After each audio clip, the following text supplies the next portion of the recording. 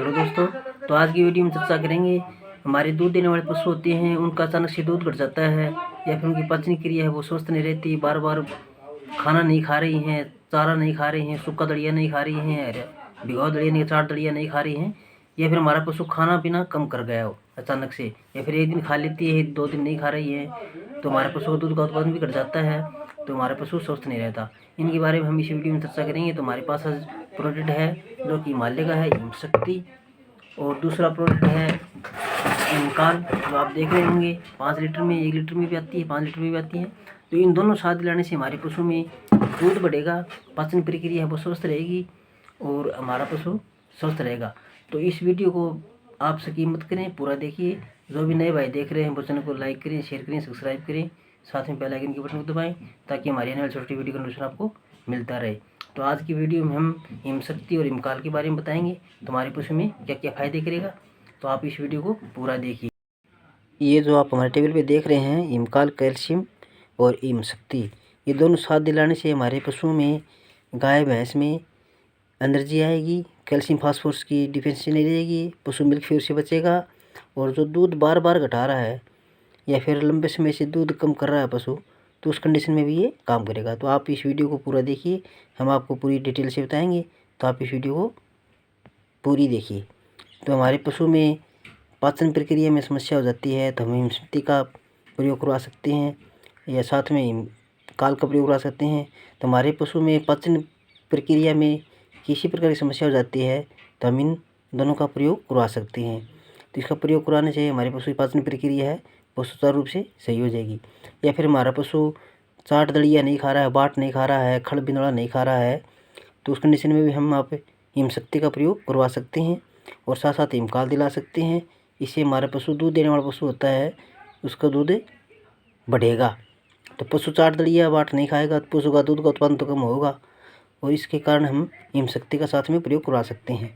जो ज़्यादा दूध देने वाले पशु होते हैं उनमें एनर्जी डाउन हो जाती है, कैल्शियम फास्फोरस की दिक्कत आ जाती है, तो उस कंडीशन में हम इन दोनों का प्रयोग करवा सकते हैं।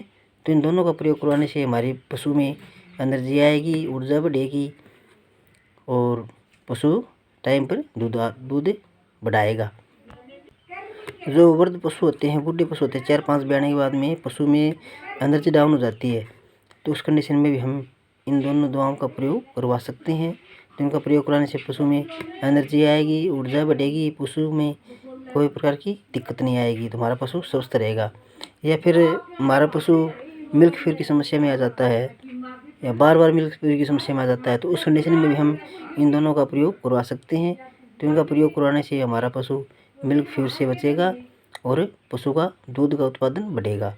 या फिर हमारे पशु में कैल्शियम फास्फोरस की डिफिशिएंसी आ गई है या फिर हड्डियाँ कमज़ोर हो गई हमारे पशु में, फिर चलने में दिक्कत आ रही है, तो उस कंडीशन में भी हम इन दोनों दवाओं का प्रयोग करवा सकते हैं। तो इनका दोनों कराने से हमारे पशु में एनर्जी आएगी, कैल्शियम फास्फोरस दिक्कत नहीं रहेगी और हड्डियाँ पशु की मजबूत होगी।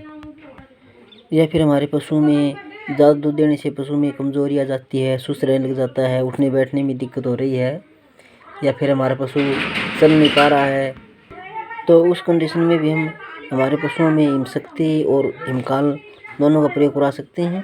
तो इनका प्रयोग कराने से हमारा पशु सुस्त नहीं रहेगा, मानसिक कमजोरी नहीं रहेगी, कमजोरी से उभरेगा हमारा पशु और हिलने चलने में कोई दिक्कत नहीं रहेगी, तो हमारे पशु में एनर्जी बनी रहेगी। या फिर हमारे पशु में ज़्यादातर पशु दूध घटा जाते हैं अचानक से दूध घटा गया पशु, गाय या भैंस, तो उस कंडीशन में भी हम हमारे पशु को दोनों चीज़, ये दोनों दवा दिला सकते हैं। दोनों दवा दिलाने से हमारे पशु में दूध की बढ़ोतरी होगी।